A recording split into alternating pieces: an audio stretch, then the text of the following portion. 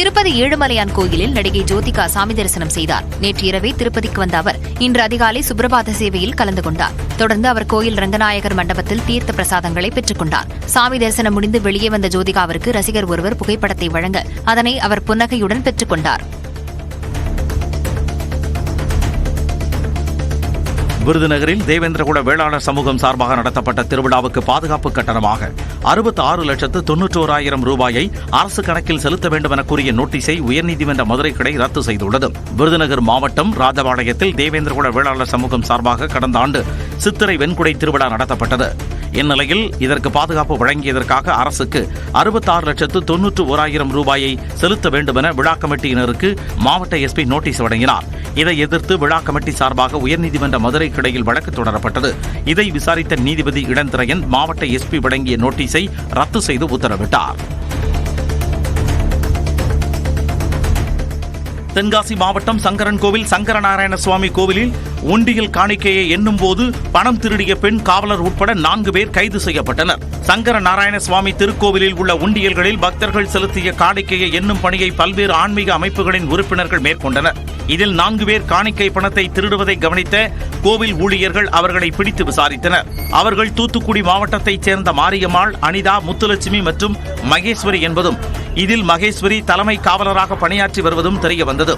இதையடுத்து அவர்கள் காவல்துறையினரிடம் ஒப்படைக்கப்பட்டனர்.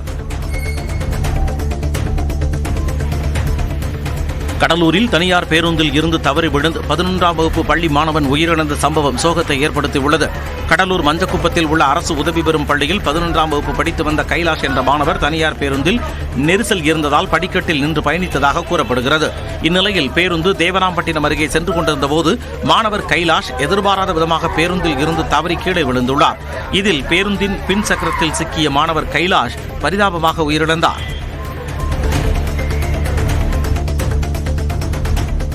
விருதுநகர் மாவட்டம் ராஜபாளையத்தில் நகைக்காக மூதாட்டியை கொலை செய்த வழக்கில் 3 பேரை காவலர்கள் கைது செய்தனர். ராஜபாளையம் திருவள்ளுவர் நகரில் கடந்த 2 நாட்களுக்கு முன்பு தனியாக வசித்து வந்த மூதாட்டி வீட்டில் படுகாயங்களுடன் கொலை செய்யப்பட்டு கிடந்தார். இது தொடர்பாக காவலர்கள் நடத்திய விசாரணையில் நகை பணத்திற்காக மூதாட்டி கொலை செய்யப்பட்டது தெரியவந்தது. இதனையடுத்து அப்பகுதியில் உள்ள சிசிடிவி காட்சி பதிவுகளை ஆய்வு செய்த காவலர்கள் கொலை தொடர்பாக அப்பகுதியில் தூய்மை பணியாளராக பணியாற்றி வந்த ரமேஷ் மற்றும் அவரது நண்பர்களான மதன், முத்துக்குமார் உள்ளிட்ட 3 பேரை கைது செய்து 15 சவரன் நகைகளை மீட்டனர்.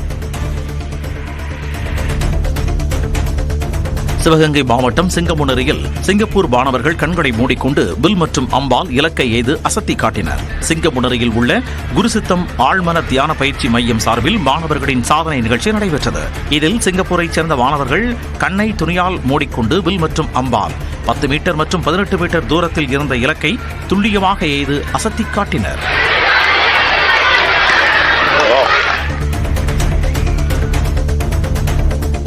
வேலூரில் சிறுமிகளுக்கு பாலியல் தொல்லை கொடுத்த அவர்களது உறவினரை காவலர்கள் போக்சோ சட்டத்தின் கீழ் கைது செய்தனர். வேலூர் மாவட்டம் சத்துவாச்சாரி அருகே 12 வயது சிறுமி மற்றும் அவரின் தங்கை 11 வயது சிறுமி இருவருக்கும் அவர்களது உறவினரான வெங்கடேசன் என்பவர் கடந்த 1 மாதமாக பாலியல் தொல்லை கொடுத்ததாக கூறப்படுகிறது. இதுகுறித்து சிறுமியின் தாயார் அளித்த புகாரின் பேரில் வேலூர் மகளிர் காவல் நிலையத்தினர் வெங்கடேசனை போக்சோ சட்டத்தின் கீழ் கைது செய்தனர்.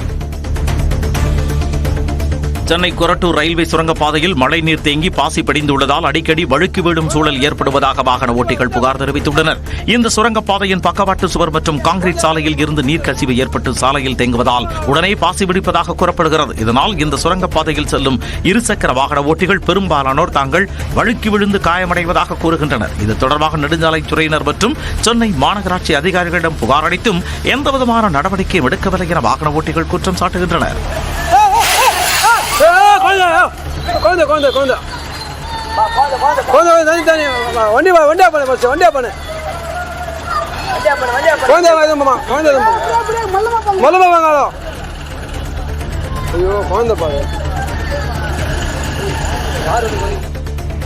தூத்துக்குடி மாவட்டம் திருச்செந்தூரில் கடல் திடீரென 80 அடி உள்வாங்கியதால் பரபரப்பு ஏற்பட்டது. முருகனின் அறுபடை வீடுகளில் 2ஆம் படை வீடாக விளங்குகிறது திருச்செந்தூர் சுப்பிரமணிய சுவாமி கோயில். இந்நிலையில் கார்த்திகை மாதத்தையொட்டி தமிழ்நாட்டின் பல்வேறு பகுதிகளில் இருந்து பக்தர்கள் கோவிலுக்கு தினமும் வந்து செல்கின்றனர். இதற்கிடையில் திருச்செந்தூரில் காலை முதலே கடலின் சீற்றம் அதிகமாக காணப்பட்ட நிலையில் கடல் சுமார் 80 அடி உள்வாங்கி காணப்பட்டது. இதையடுத்து கடற்கரையில் குளிக்கச் செல்லும் பக்தர்களை தடுத்து நிறுத்தி காவல்துறையினர் எச்சரிக்கை விடுத்தனர்.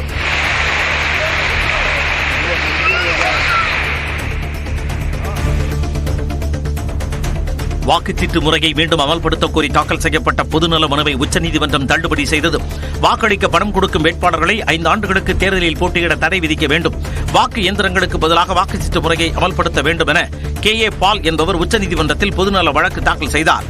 இந்த மனுவை விசாரித்த நீதிபதிகள் விக்ரம்நாத், P.P. வர்லே அமர்வு ஆந்திர முதலமைச்சர் சந்திரபாபு நாயுடு மற்றும் முன்னாள் முதலமைச்சர் ஜெகன்மோகன் ரெட்டி ஆகியோர் வெற்றி பெற்றால் எந்திரத்தில் கோளாறு இல்லை என்று சொல்வார்கள், தோல்வியுற்றார் எந்திரங்கள் ஹேக் செய்யப்படுவதாக கூறுவார்கள் என கூறியது. இதையடுத்து பொதுநல மனுவை தள்ளுபடி செய்து நீதிபதிகள் உத்தரவிட்டனர். தமிழ்நாடு பாஜக தலைவர் அண்ணாமலை வரும் 1ஆம் தேதி நள்ளிரவு சென்னை வந்தடைகிறார். கடந்த ஆகஸ்ட் 28ஆம் தேதி லண்டன் சென்ற அண்ணாமலை ஆக்ஸ்போர்ட் பல்கலைக்கழகத்தில் சர்வதேச அரசியல் குறித்த படிப்பை மேற்கொண்டு வருகிறார். இந்நிலையில் படிப்பு முடிந்து 3 மாதங்களுக்கு பிறகு அவர் வரும் 1ஆம் தேதி இரவு சென்னை திரும்புகிறார். 2ஆம் தேதி காலை 10 மணிக்கு தமிழ்நாடு பாஜக தலைமையகமான கமலாலயம் வரும் அண்ணாமலைக்கு தமிழ்நாடு பாஜக சார்பில் பிரம்மாண்ட வரவேற்பு வழங்கப்பட உள்ளது. சென்னையில் உள்ள பாஜகவின் 7 மாவட்டங்கள் சார்பில் அண்ணாமலைக்கு உற்சாக வரவேற்பு அளிக்கப்பட உள்ளது. அண்ணாமலை தமிழ்நாடு திரும்பியவுடன் என் மக்கள் 2ஆம் கட்ட நடைபயணத்திற்கு தயாராவார் என தகவல்கள் தெரிவிக்கின்றன. திருச்சி மாவட்டம் கொட்டப்பட்டி ஐயப்பன் கோயில் திருவிழா கோலாகலமாக நடைபெற்றது. பக்தர்கள் பால்குடம் எடுத்து தாரை தப்பட்டை முழங்க பக்தி பரவசத்துடன் ஆலயத்தை வந்தடைந்தனர். ஐயப்பனுக்கு பாலாபிஷேகம் மற்றும் சந்தனம், தேன், பஞ்சாமிர்தம், நெய் உள்ளிட்ட பல்வேறு வகையான அபிஷேகங்களும் ஆராதனைகளும் நடைபெற்றன.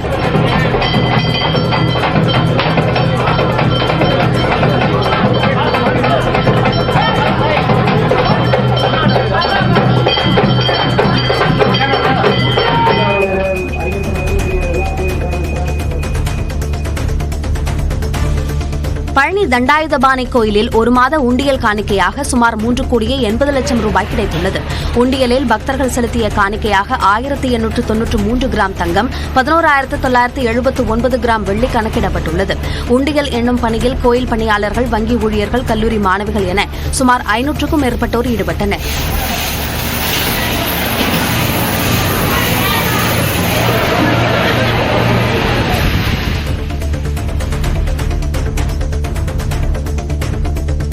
கிருஷ்ணகிரி பேருந்து நிலையத்தில் திடீர் ஆய்வு மேற்கொண்ட மாவட்ட ஆட்சியர் சரையு காலாவதியான உணவுப் பொருட்களை பறிமுதல் செய்தார். புறநகர் பேருந்து நிலையத்தில் உள்ள கடைகள் மற்றும் உணவகத்தில் தரமற்ற பொருட்கள் விற்பனை செய்யப்படுவதாக புகார் எழுந்தது. இதையடுத்து நகராட்சி காவல்துறை அதிகாரிகளுடன் சென்று ஆட்சியர் ஆய்வு செய்தார். இதேபோன்று சேலம் மாவட்டம் எடப்பாடி நகரம் மற்றும் அதன் சுற்றுவட்டார பகுதிகளில் உள்ள கடைகளில் உணவு பாதுகாப்புத் துறையினர் சோதனை நடத்தினர். அப்போது 3 கடைகளில் 10 கிலோ எடை கொண்ட ஹான்ஸ், கூலி போன்ற பொருட்கள் பறிமுதல் செய்யப்பட்டன. இதையடுத்து கடைக்காரர்களுக்கு தலா 25,000 ரூபாய் அபராதம் விதிக்கப்பட்டது.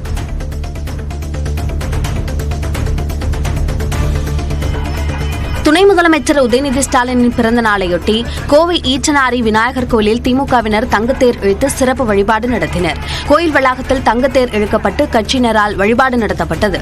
முதலமைச்சர், துணை முதலமைச்சர் பிறந்த நாட்களில் இவ்வாறு தங்கத்தேர் இழுப்பது வழக்கம் என்று திமுகவினர் தெரிவித்தனர்.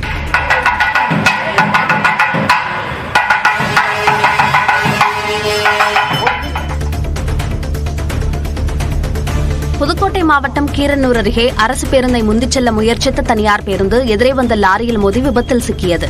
இந்த விபத்தில் தனியார் பேருந்தில் பயணித்த பெண் ஒருவர் உயிரிழந்த நிலையில் காயமடைந்த 6 பேர் சிகிச்சைக்காக மருத்துவமனையில் அனுமதிக்கப்பட்டனர். பேருந்து ஓட்டுநர் மற்றும் நடத்துனர் இருவரும் சம்பவ இடத்திலேயே பேருந்தை விட்டு தப்பி ஓடினர். விபத்து குறித்து காவல்துறையினர் வழக்கு பதிவு செய்து விசாரணை மேற்கொண்டு வருகின்றனர். பெங்கல் புயல் எதிரொலியாக சென்னை காசிமேடு பகுதியைச் சேர்ந்த மீனவர்கள் தங்களின் உடைமைகளை பாதுகாப்பான இடத்திற்கு கொண்டு சென்றனர். சென்னை காசிமேடு மீன்பிடி துறைமுகத்தில் சுமார் 800க்கும் மேற்பட்ட விசை படகுகளும் 700க்கும் மேற்பட்ட ஃபைபர் படகுகளும் இயங்கி வருகின்றன. இந்நிலையில் புயல் எதிரொலியாக மீனவர்கள் கடலுக்கு மீன்பிடிக்க செல்ல வேண்டாம் என அறிவுறுத்தப்பட்ட நிலையில் மீனவர்கள் தங்களின் படகுகள், வலைகள் போன்ற உடைமைகளை பாதுகாத்து வைக்கும் பணியில் ஈடுபட்டனர். தனது பணி விடுப்பு காலத்தை நீட்டிக்குமாறு V.K. பாண்டியனின் மனைவி கோரிக்கை விடுத்த நிலையில் அக்கோரிக்கையை ஒடிசா அரசு நிராகரித்துள்ளது. தமிழகத்தைச் சேர்ந்த முன்னாள் IAS அதிகாரி V.K. பாண்டியன் இவர் ஒடிசா முன்னாள் முதலமைச்சர் நவீன் பட்நாயக்கிற்கு நெருக்கமானவரும் கூட. அவரது மனைவி சுஜாதா ஒடிசா மாநில நிதித்துறை சிறப்பு செயலாளராக பணியாற்றி வரும் நிலையில் குழந்தை பராமரிப்பிற்காக கடந்த 6 மாதமாக விடுப்பில் இருந்தார். தனது விடுப்பு காலத்தை மேலும் 6 மாதங்கள் நீட்டிக்குமாறு அவர் கோரியிருந்த நிலையில் அதனை நிராகரித்துள்ள மாநில பாஜக அரசு இன்றே பணிக்கு திரும்புமாறு உத்தரவிட்டுள்ளது.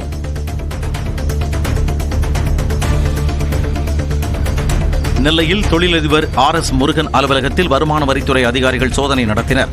நெல்லை மாவட்டம் விஜயநாராயணம் பகுதியைச் சேர்ந்த நெடுஞ்சாலைத்துறை ஒப்பந்ததாரர் RS முருகனின் அலுவலகத்தில் நெல்லை வருமான வரித்துறை அலுவலர் மகாராஜன் தலைமையில் வருமான வரித்துறை TDS பிரிவு அதிகாரிகள் சோதனையில் ஈடுபட்டனர். சோதனையின் போது RS முருகன் நிறுவனத்தின் மூலம் எடுக்கப்பட்ட ஒப்பந்தங்கள் மற்றும் அதற்கு கட்டப்பட்ட TDS தொகை உள்ளிட்டவை குறித்தும் அதிகாரிகள் ஆய்வு நடத்தினர். உதகை அருகே சாலையை கடந்த புலி ஒன்று வாகனங்களை கண்டவுடன் வனப்பகுதிக்குள் சென்றது. சுற்றுலா பயணிகள் சிலர் உதகையை நோக்கி மலைப்பாதையில் சென்று கொண்டிருந்தனர். அப்போது திடீரென புலி சாலையை கடந்ததை கண்ட அவர்கள் வாகனத்தை நிறுத்தினர். வாகனத்தை கண்டவுடன் புலி வனப்பகுதிக்குள் ஓடியது. புதுக்கோட்டை அருகே மேலாத்தூர் அரசு பள்ளி மாணவர்கள் 80 பேருக்கு மேலாத்தூர் நீர்ப்பாசன சங்கத்தினர் சார்பாக குடைகள் வழங்கப்பட்டன. புதுக்கோட்டையில் மழை பெய்த நிலையில் பள்ளி மாணவர்கள் மழையில் நனையாமல் செல்ல இந்த குடைகள் வழங்கப்பட்டன. பள்ளி மாணவர்கள் குடைகளை ஆர்வத்துடனும் மகிழ்ச்சியுடனும் பெற்றுக் கொண்டனர். சென்னை கொரட்டூர் ரயில்வே சுரங்கப்பாதையில் மழைநீர் தேங்கி பாசி படிந்துள்ளதால் அடிக்கடி வழுக்கி விடும் சூழல் ஏற்படுவதாக வாகன ஓட்டிகள் புகார் தெரிவித்துள்ளனர். இந்த சுரங்கப்பாதையின் பக்கவாட்டு சுவர் மற்றும் கான்கிரீட் சாலையில் இருந்து நீர்க்கசிவு ஏற்பட்டு சாலையில் தேங்குவதால் உடனே பாசி பிடிப்பதாக கூறப்படுகிறது. இதனால் இந்த சுரங்கப்பாதையில் செல்லும் இருசக்கர வாகன ஓட்டிகள் பெரும்பாலானோர் தாங்கள் வழுக்கி விழுந்து காயமடைவதாக கூறுகின்றனர். இது தொடர்பாக நெடுஞ்சாலைத்துறையினர் மற்றும் சென்னை மாநகராட்சி அதிகாரிகளிடம் புகார் அளித்தும் எந்தவிதமான நடவடிக்கையும் எடுக்கவில்லை என வாகன ஓட்டிகள் குற்றம் சாட்டுகின்றனர்.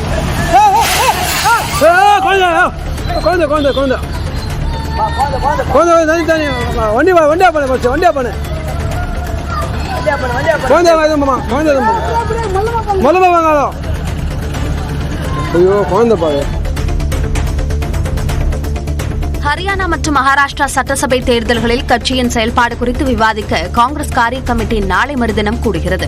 5 மாதங்களுக்கு முன்பு மக்களவைத் தேர்தலில் சிறப்பாக செயல்பட்ட இரு மாநிலங்களிலும் தற்போது எவ்வாறு காட்சிகள் மாறியது என்பது குறித்து மூத்த தலைவர்கள் தங்கள் வாதங்களை முன்வைக்க உள்ளனர். பரப்புரை, வேட்பாளர் தேர்வில் உள்ள சிக்கல்கள் உள்ளிட்ட குறைகளை கண்டறிந்து ஆராய்வார்கள் என்று கூறப்படுகிறது. மேலும் அடுத்த ஆண்டு நடைபெறவுள்ள டெல்லி மற்றும் பீகார் சட்டமன்ற தேர்தல் குறித்தும் ஆலோசிக்கலாம் என்று கூறப்படுகிறது.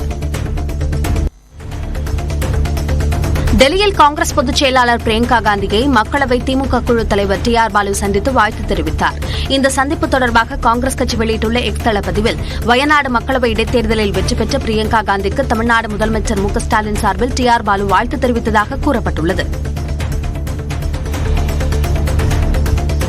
ஈரோட்டில் காலாவதியாகாத மருந்து மாத்திரைகள் சாலையோரம் வீசப்பட்ட சம்பவம் பரபரப்பை ஏற்படுத்தியுள்ளது. ஈரோடு மாநகராட்சிக்கு உட்பட்ட தில்லை நகர் தெப்பக்குளம் வீதியில் மருந்து மாத்திரைகள் சாலையோரம் கொட்டப்பட்டிருப்பதாக அப்பகுதி மக்கள் மாநகராட்சி அதிகாரிகளுக்கு தகவல் தெரிவித்தனர். இதையடுத்து சம்பவ இடத்திற்கு விரைந்த மாநகராட்சி அதிகாரிகள் சாலையோரம் வீசப்பட்ட மருந்து மாத்திரைகளை கைப்பற்றி ஆய்வு செய்தனர். அப்போது அந்த மாத்திரைகள் கர்ப்பிணி பெண்களுக்கு வழங்கப்படும் சத்து மாத்திரைகள் என்பதும் அடுத்த ஆண்டு வரை பயன்படுத்தக்கூடிய நிலையில் மாத்திரைகள் இருந்ததும் தெரியவந்தது. இதனையடுத்து மாத்திரை மற்றும் மருந்துகளை கைப்பற்றிய அதிகாரிகள் இந்த சம்பவம் குறித்து விசாரணை மேற்கொண்டு வருகின்றனர்.